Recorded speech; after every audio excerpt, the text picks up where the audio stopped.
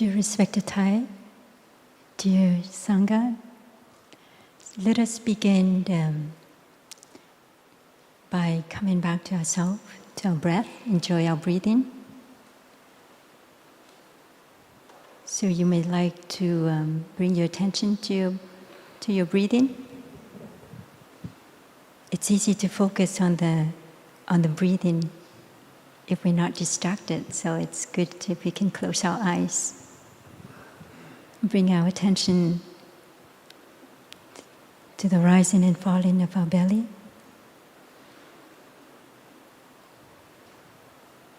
We can take deep breaths so that we can really relax our whole body, our shoulders, our neck, our back, lower back, our arms. Offer ourselves a gentle smile so that our face, the 300-something muscles on our face can be relaxed. We will hear the 3 sounds of the bell. We allow the sounds of the bell to sink deeply into our body, into every cell of our body, so that it can wake us up, wake up our capacity to be present, capacity to be mindful, to be kind, and to be peaceful.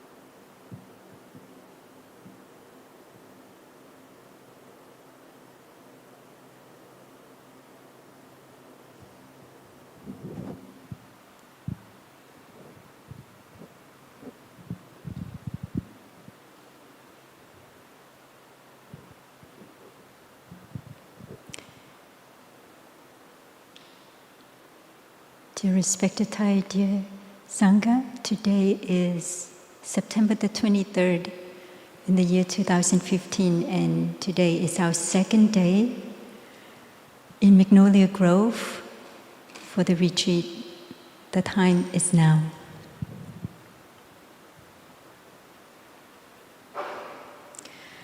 During this retreat, we will focus on the 4 Noble Truths. And we will also weave in the practice of mindful breathing based on the discourse on the full awareness of breathing, which we have read this morning. And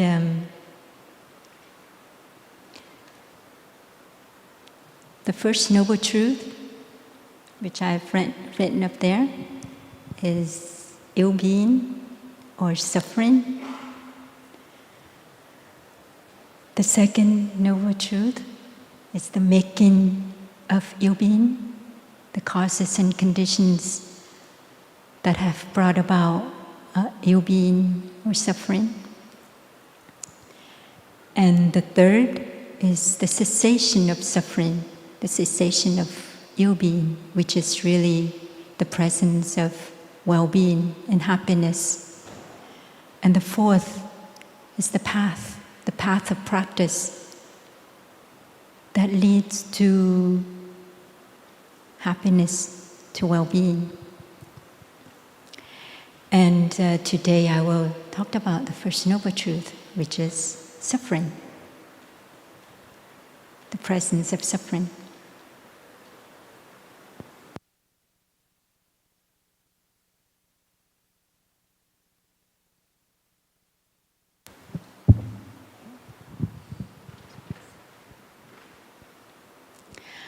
But when we explored the first noble truth, suffering,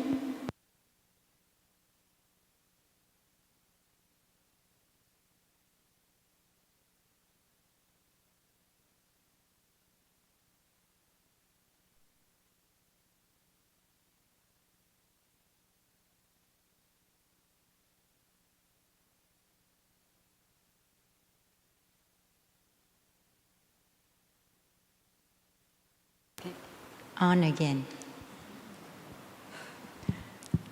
So when we explored the first noble truth, we will also tap into the other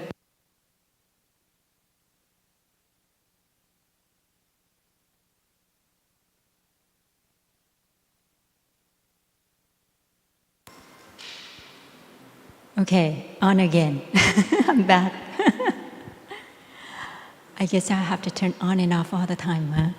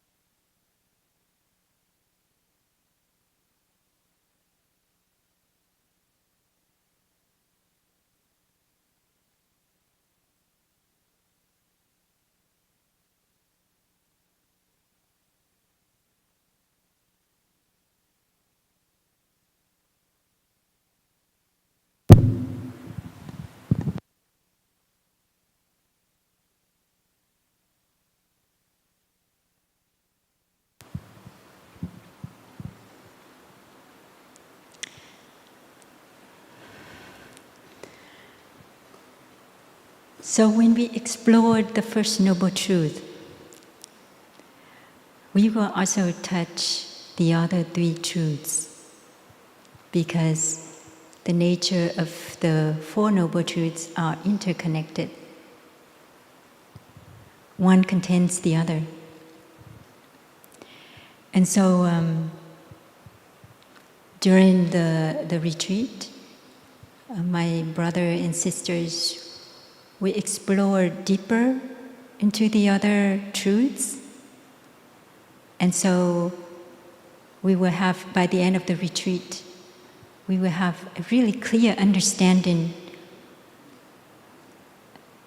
the noble truths, but also how to practice with these truths, how to use the basic teachings such as the teachings on mindfulness of breathing to embrace, to understand these truths and to work with these truths.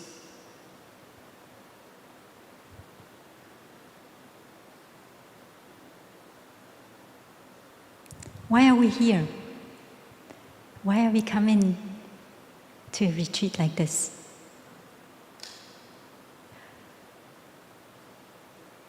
During this tour in Blue Cliff Monastery in New York, as well as here, and also our retreats in Germany, our center in Germany, the size of the retreat has downsized enormously,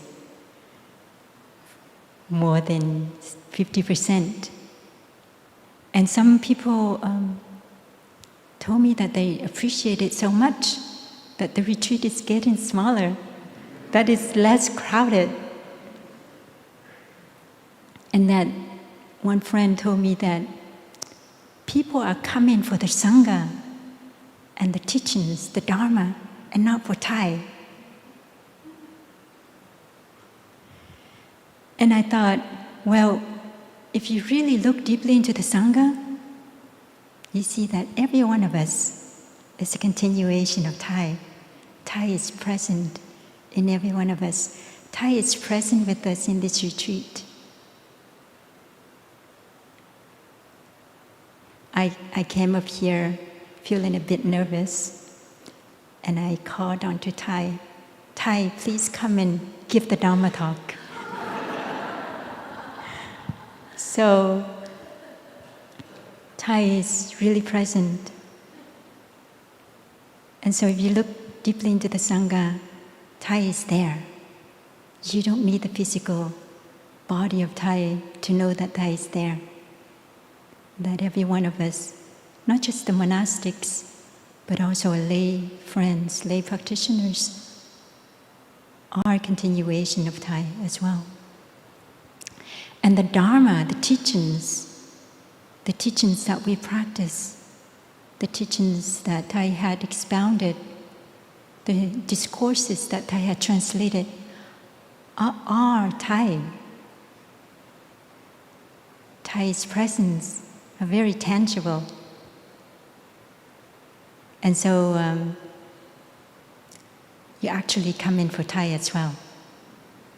Not just for the Sangha and the Dharma, but we'll come in because of our love and our respect and our faith in Thai. But I feel every one of us has a reason for coming to a retreat like this. And whatever reason that had brought you here, I think we are all looking for happiness and peace. We lack joy, happiness, and peace in our life because there's so much suffering.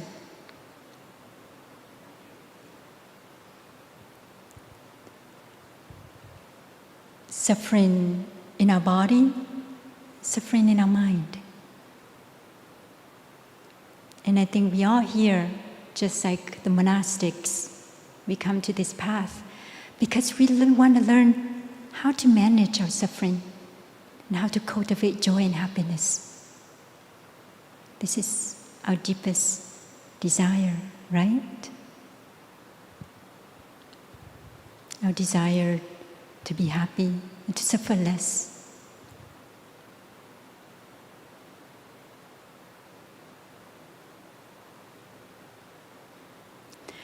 I look into myself. Last night we were encouraged to go back to ourselves and touch our suffering and touch suffering of our beloved ones and those around us. And what I see in myself and what I see in people around me is that there's a wounded child in every one of us.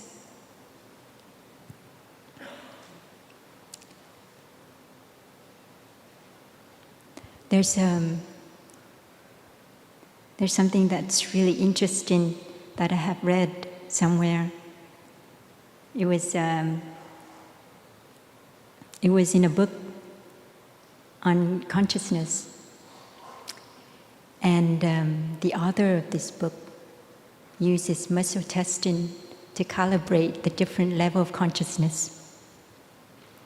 And he said, in every one of us, we have never really developed past our childhood. And if we're lucky, we developed past our adolescent stage. And I thought, wow, he said, we may be really sophisticated in our speech, in our way of, socializing, interacting with other people. But deep down, we're just really a child inside.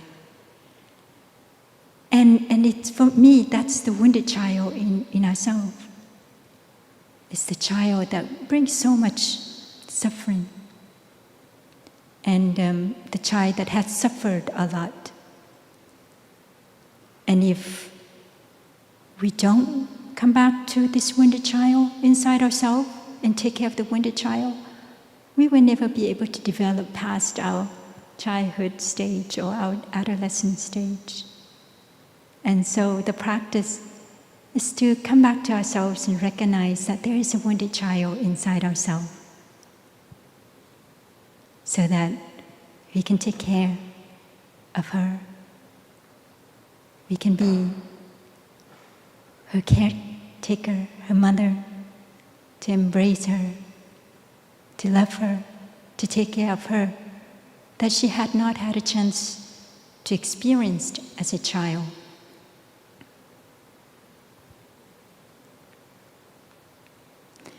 And every one of us feel that there's a hole in our soul. It's as if something is missing. It's as if we would not feel complete if we don't have this or that or that. So we're running all over.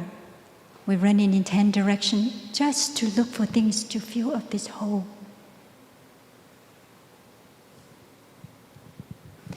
I think some of us are coming into the practice because we want to fill up this hole. We think that come into the practice, come into a spiritual path can really help us fill up this hole.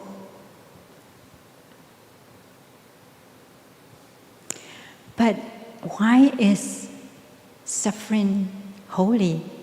The Four Noble Truths, the first truth is suffering. Why is suffering considered holy? When I first learned the Four Noble Truths, this question came to mind. It's like, why is it holy? I mean, it's so uncomfortable, right? To have this pain in myself. It's not just a pain in my mind, but it's like tension in my body and a feeling of just really darkness inside. Have you been to a place in yourself when you feel like your mind is really dark? Anybody? I have. It's a place that is so dark that it seems like there's no light at the end of the tunnel. It seems as if there's really nothing worth living. And it's painful. But why is it noble?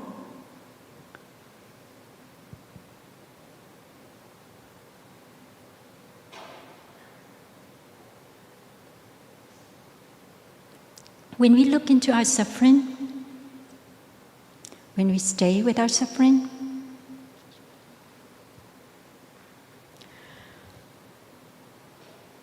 we discover that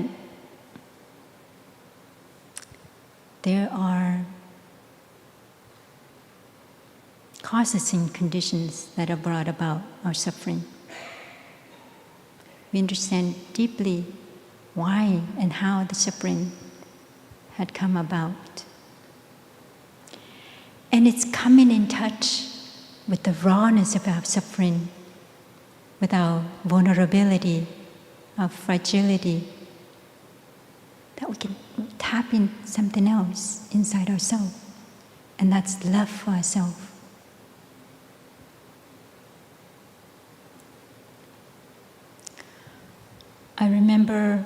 when I first, during my first few years as a nun, I had this suffering that I really didn't understand how it came about. I mean, I can't really pinpoint to the causes and conditions of my suffering. And sometimes I would go up to the plum orchard and just cry by myself. Just really feel that suffering. And what I realized was that most of my suffering comes from my childhood and my adolescent years. When I didn't know how to deal with things that come my way, such as, judgment or criticism. And I felt so much compassion for myself because I was vulnerable. I didn't know how to deal with all this suffering. And so the suffering was still there. And being able to come and touch my suffering, I tap into this source of compassion and love in myself. And it's when I can touch my suffering that I can be in other people's shoes, really understand why they suffer. And so, understanding our suffering, coming back to our suffering, helps us to cultivate compassion, cultivate understanding. And suffering also is noble because it takes us deep into ourselves. That it takes us to a place that's more than just the everyday comforts, needs. And most of us, it takes us onto a spiritual path, like this one that we are on together. And so, Tai talked about mud and lotus, and I just really love this metaphor that for lotus to grow, that it needs the mud, because without the mud and muddy water, lotuses cannot grow. And it's the same thing with our suffering, is that we need suffering to cultivate compassion, to cultivate joy and happiness. At first we thought, how can suffering and joy and happiness go together? But with the practice of meditation, we see that these two are interconnected. That suffering is needed to cultivate joy and happiness, compassion.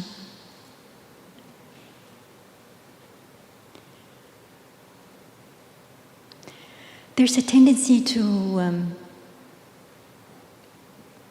in ourselves to run away from suffering, to avoid suffering. We like to seek pleasure, and we run as far as we can from suffering, right? And many of us have done quite well with this, running away from ourselves so that we don't have to confront the suffering inside ourselves.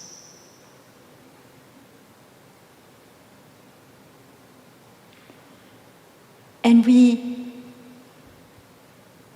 forget, we neglect to recognize that to recognize the goodness in the suffering. And so when we come to a practice like this and learn the Four Noble Truths, we're reminded that suffering is good. That it's good to stay with ourselves and to stay with our suffering. And when we stay with our suffering, what we notice is that there's certain kind of pain and suffering in ourselves that are just really necessary. We experience a pain. But we tend to exaggerate this pain. The Buddha taught the second arrow, that we have a pain in our body, in our mind.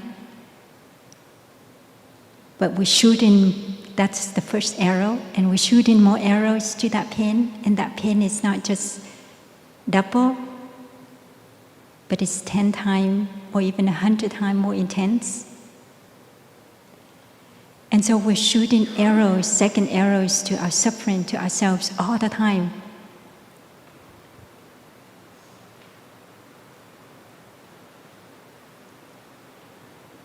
So there's a saying that pain is inevitable, but suffering is optional. And that if we can just stop this second arrow, then the pain is bearable. It may not be as bad.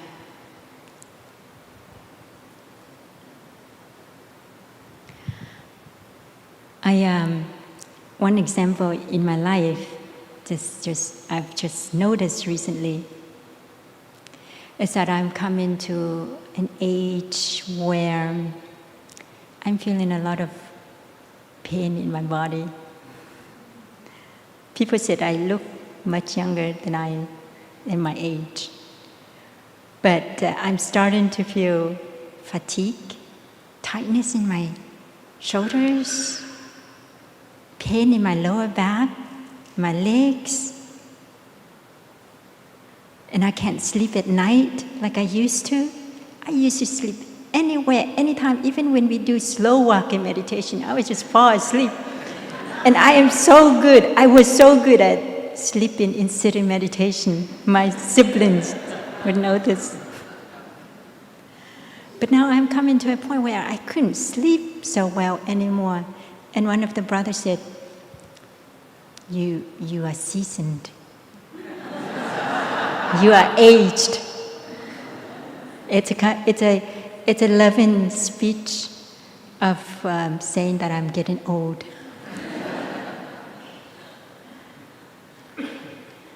And at first I'm feel really frustrated and irritated with my suffering. And also with my pain and with not able to sleep at night. Sometimes I would go to sleep and then wake up in the middle of the night and wouldn't be able to sleep again for 2 or 3 hours. Anybody has that experience? Yeah? We're seasoned.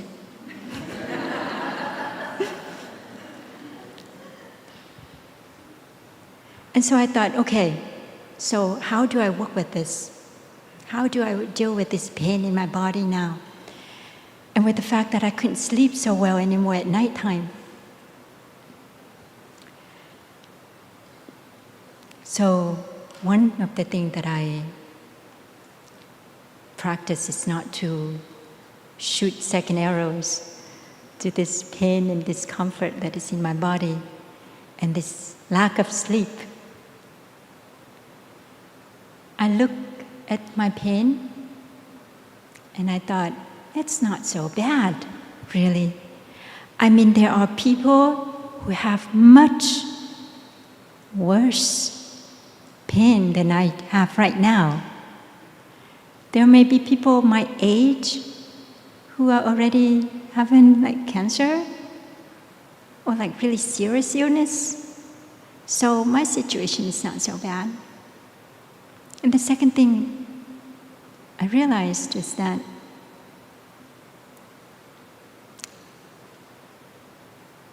this pain in my body as a messenger, as a reminder that I have a body, a human body, just like everyone else, that is vulnerable and that is of the nature to grow old and to die. You know, when we're young, we never think that we're going to die or we're going to grow old, that it's going to be 2 or 3 more centuries down the road that I will grow old or that I will die. But the pain is a reminder for me. It's the pain, it's the right dose for me. Right now, this is what I need. I need this right dose of pain in my body, in my mind, so that I can really appreciate the fact that I'm still alive. That I can do something now. I can put more time to take care of my body by doing exercises, by eating well, by being in moderation with my consumption, but also with when to go to sleep instead of staying too late at night, that I have to go to bed early now. Even if I may not be able to sleep, I just had to lie there and breathe. And so, and last night I couldn't sleep very well.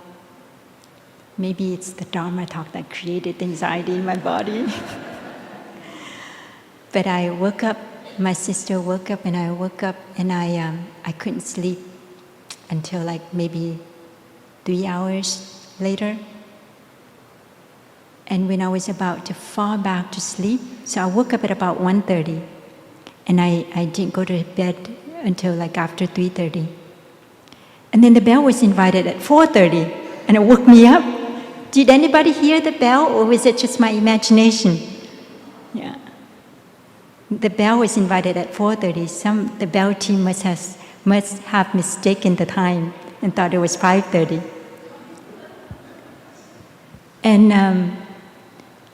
And so, but then, you know, I woke up at 5 or 5:15 because the alarm of my roommate went on for a long time.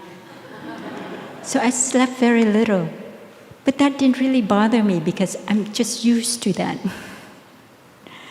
And usually when I wake up in the middle of the night, I thought this is really a good opportunity for me to look inside my body, to look inside my mind. The things that I cannot resolve during the day becomes like a nagging feeling inside myself. And so I thought, well, I'm just going to take this time to look into that nagging feeling to see what it is. And a time when I'm not distracted by anything or anyone, and I can just be with my breathing and be with the experience of what unfolds in my body. So that way it gives me energy to function during the day. Of course, I had to take a little nap before I come up here because I was afraid that my head would go blank, you know, when I'm sitting up here. And so, when we practice to stay with our suffering and just recognize it for what it is, just mere recognition that there is pain here or pain there in our body, in our mind, then we can just put down the second arrow. We can put down the fear or the stories we create in our head with this pain that we have. We can stop the story that maybe this pain is a sign of a tumor or cancer or something like that. And it's by being able to put down this fear or the stories that we create in our head around this pain makes the pain more bearable. And it becomes a lesson, really. In the community, sometimes I have very difficult siblings. And I always think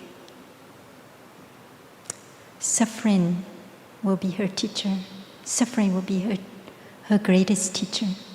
Because suffering teaches us so much. It humbles us to the core. And it helps us to be in the skin of other people.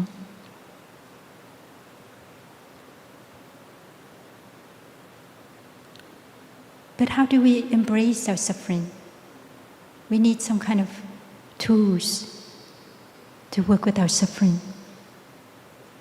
So this is when the exercises of mindful breathing becomes really useful. Maybe we listen to one sound of the bell before we continue. Enjoy your breathing. Enjoy coming back to yourself.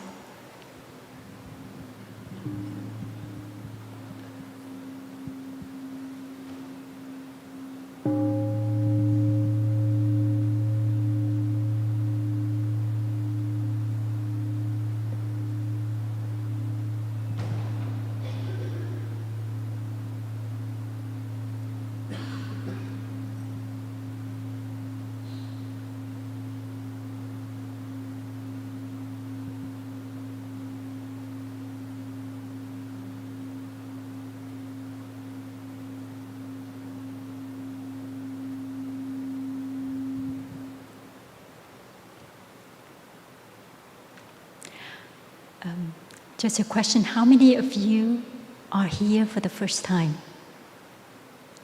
A lot of you, thank you. Wonderful.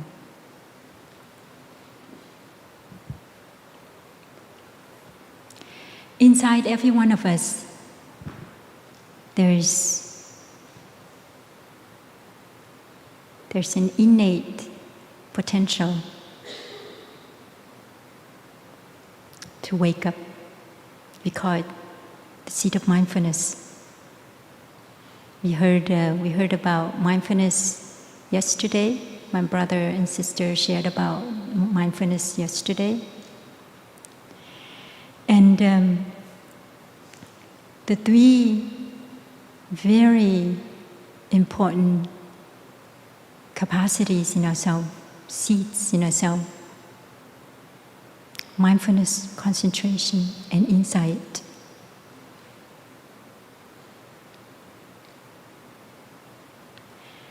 And these three energies helps to wake us up to the present moment. So mindfulness is really the light inside. The light inside to help us see into the darkness of our mind. The light that once it's lit, it helps us to see and to understand.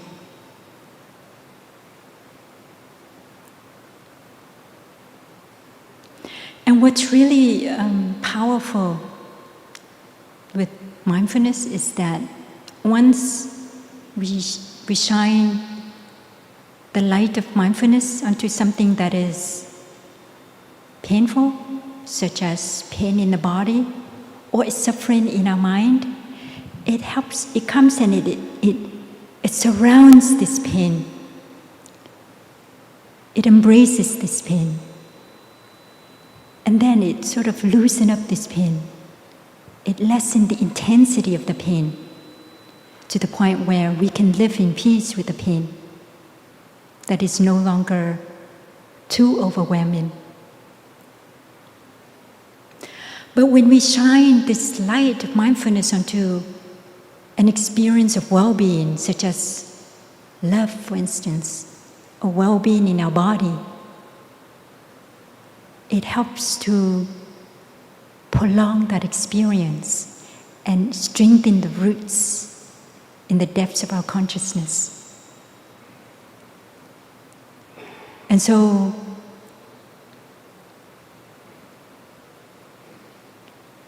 that's how mindfulness can really help to heal us, because it embraces and soothes and transforms the pain and the suffering.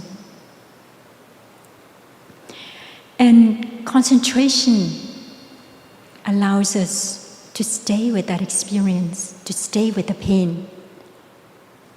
Like I've said, that we tend to run away from our pain. We deny the fact that there's pain in our body and in our mind.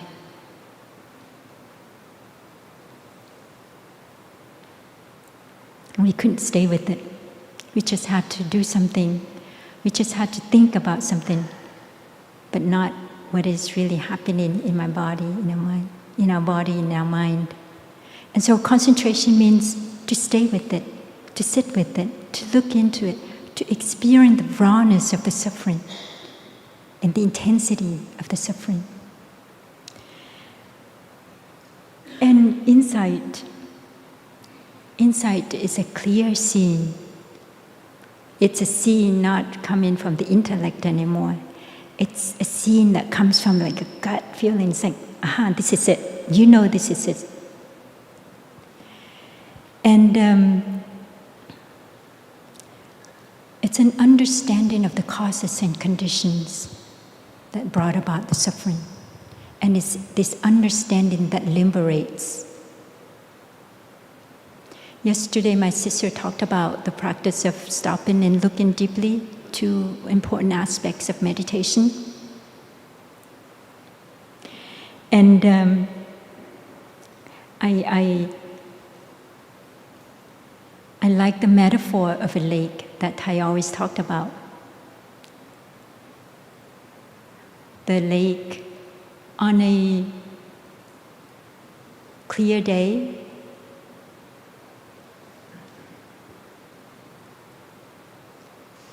when you look into the pond, you can see reflection of the clouds in it, the blue sky in it. It's as if they're like clear, they're a mirror image of one another, the sky and the water, the pond. But on a windy day or rainy day, when you look into the pond, you see ripples and waves.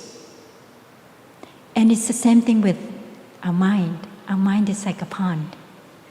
That when we are able to stop running inside, running in our head, when we are able to stay with what is unfolding in our body, in our mind,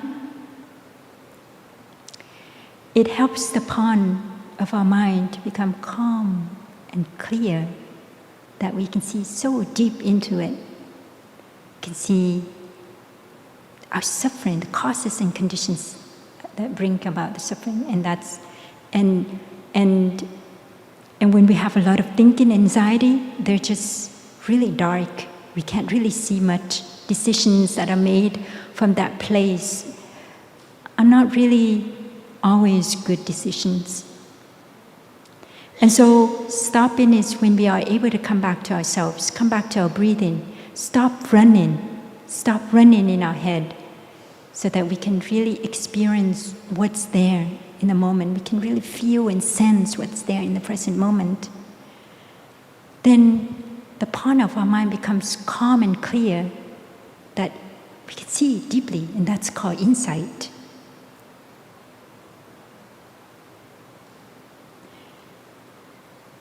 And it's through staying with ourselves that we discover that in us there's the capacity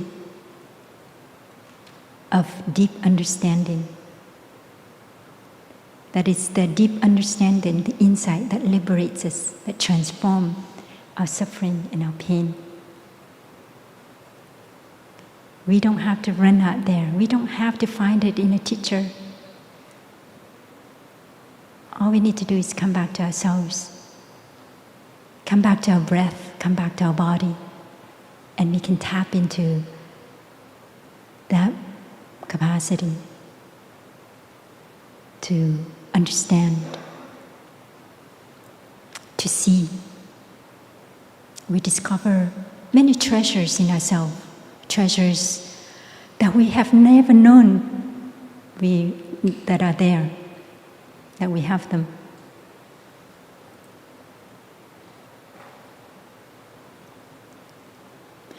So the first exercise, the first 4 exercises, I will talk about the first 4 exercises.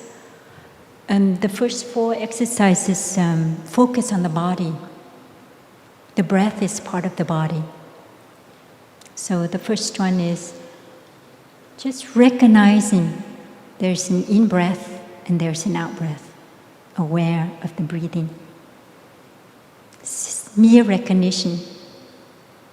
We don't need to manipulate our breathing or to control it. Just simply acknowledge it for how it is.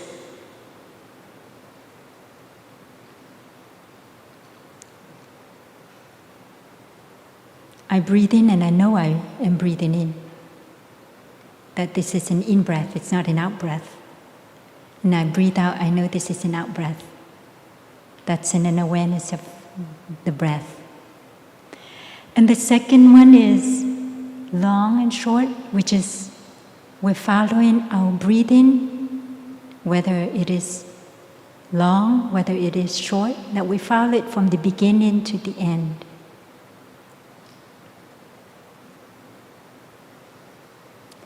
When we are able to come in touch with our breathing, when we are able to come back to our breathing, I mean, we breathe all the time, right? And mindfulness of breathing simply means just acknowledging and noticing the breathing. There's no need to intervene with ideas and of how it should be. And when we come back to our breathing, what we recognize is that our mind is so much clearer, and that we're seeing things as if we're seeing them for the first time. We have seen the trees that are in front of our yard.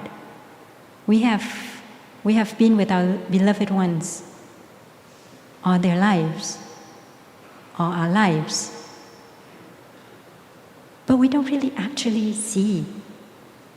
We think we see it in our head, but we don't really actually see for what they are and how they are.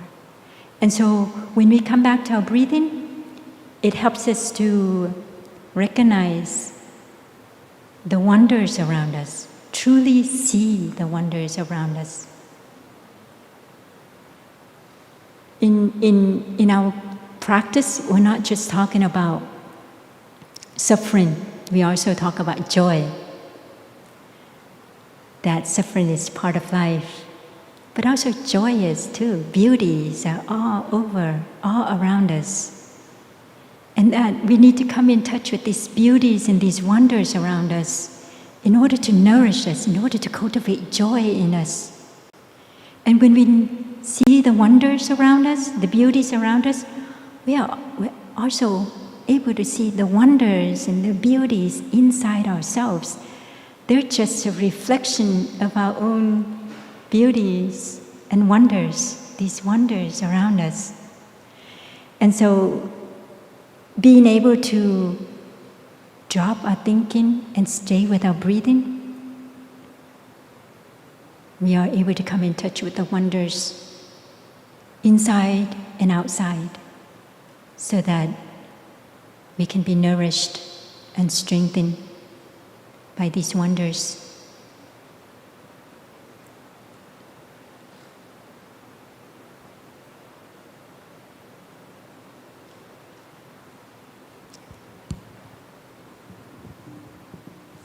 So let us enjoy another sound of the bell.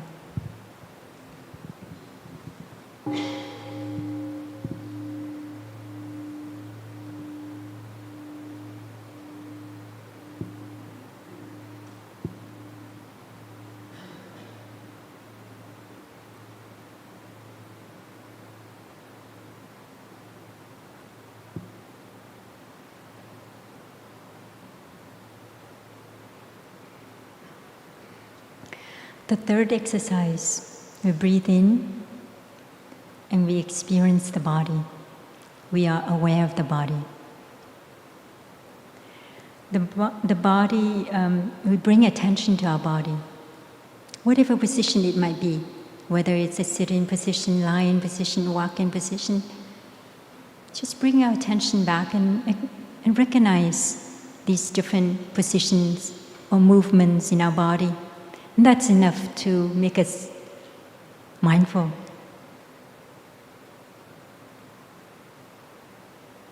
We don't need to do anything dramatic to be mindful.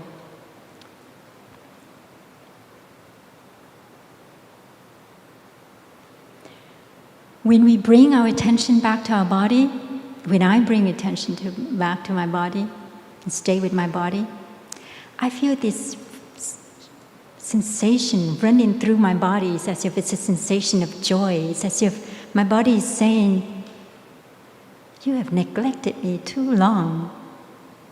And just being able to come back gives such joy.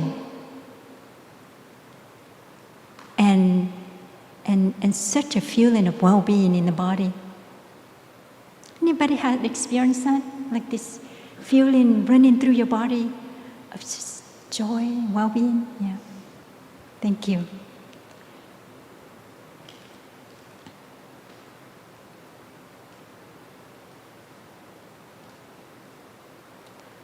When we come back to our body, when we are aware of our body, it already brings healing and peace to the body, right?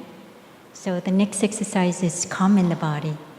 Being present with the body helps our body to be calm.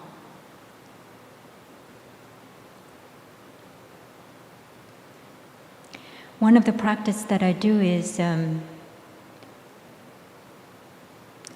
I know suffering in my mind, mental suffering. It's a mental state, but it always manifests on the body. I know there are people who have serious illness or cancer because they had so much suffering in their mind. And they didn't know how to work with it, how to manage their suffering. So it manifests as blocks in the body that eventually became tumorous and cancerous. And so being able to come back to our body and helping our body to rest, we notice that there are suffering in our mind. In other words, we come back and we notice where the suffering is in our body. We localize the body to see where the pain might be. And we go to that part of the body and we breathe with it.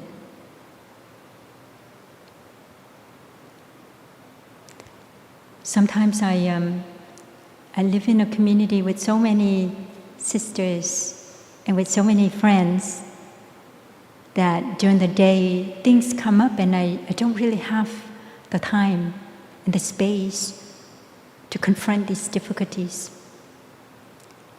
And by the end of the day, or in the middle of the night when I couldn't sleep, I feel like this blockage inside myself, like, you know, right where my navel is, like this huge block. And what I do is that I just acknowledge it, recognize it, and breathe with it. I simply breathe with it without adding the second arrows to that experience. And simply feel that pain or that blockage, even though it may not be clear to me what it is, what had caused it. But I stay with it, I breathe with it, I breathe through it. And gradually, this block, it just melts. It dissipates right in front of my eyes. And it helps me to see deeply into myself, deeply into that block. And a lot of time I realize that this block, this tightness in my body, is coming from a suffering in my mind. And so being with the body, it's not just healing the body, but also healing the suffering in our mind as well. This past summer, we watched an interview of Sister Chen Kong that was made by a French retreatant. And she was speaking, and then you would see scenes of the war, because she was talking about the war in Vietnam, how she came to where she is right now through the war and all the suffering that she experienced. And I was watching it, many of us were watching it, and I felt my heart was beating so fast, and my body was so tense and so stressed. And I don't understand why I was experiencing this stress in my body and tension and tightness, and my heart was beating so fast. I had to leave.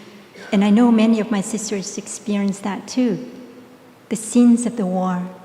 And I realized that even though I was born in toward the end of the war in 1970, and the war ended in 1975, and I never really witnessed the killing or the suffering. I was too young to really witness all the suffering of the war. But the suffering and the fear of my family and of the people had really come into my body, come into my mind. That the suffering of the war is so much a part of who I am right now.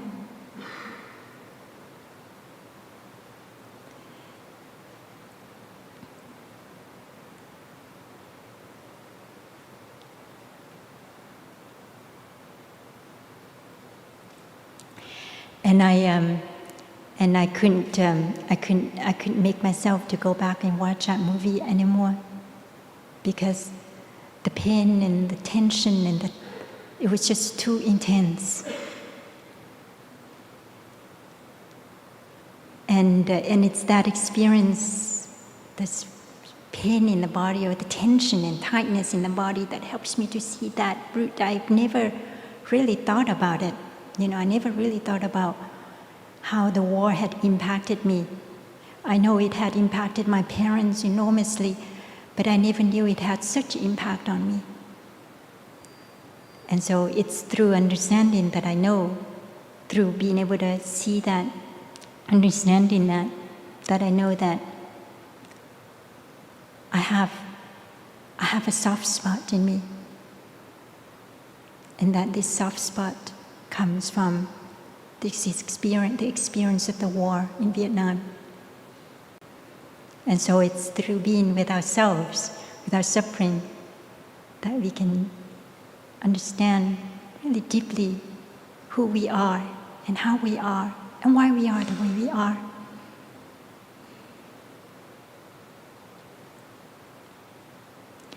And a lot of time, our suffering is really coming, like I said, from the environment that we brought up, but also our suffering comes from our parents, ancestors, their suffering becoming a part of us.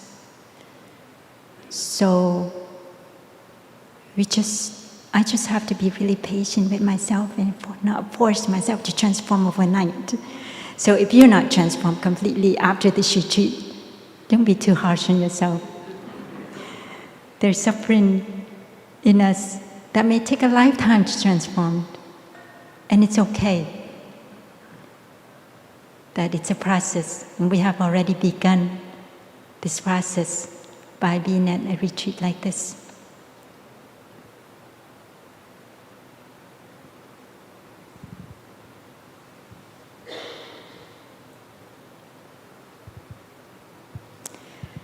And so Thai talked about the art of happiness. What we will learn during this retreat is the art of happiness, how to cultivate happiness. But the art of happiness is inseparable from the art of suffering. That if we know how to suffer,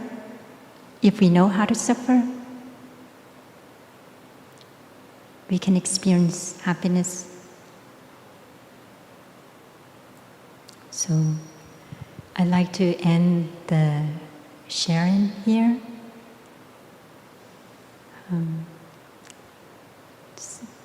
I'd like to express my gratitude for everyone coming to this retreat, even if Thai physical presence is not here. And that our coming together like this, we're not just generating peace and happiness and healing for ourselves, but the energy, the collective energy of peace, healing, happiness that we're creating together ripples out and it touches life all over around us. It's this energy that comes, that ripples out, and it affects life.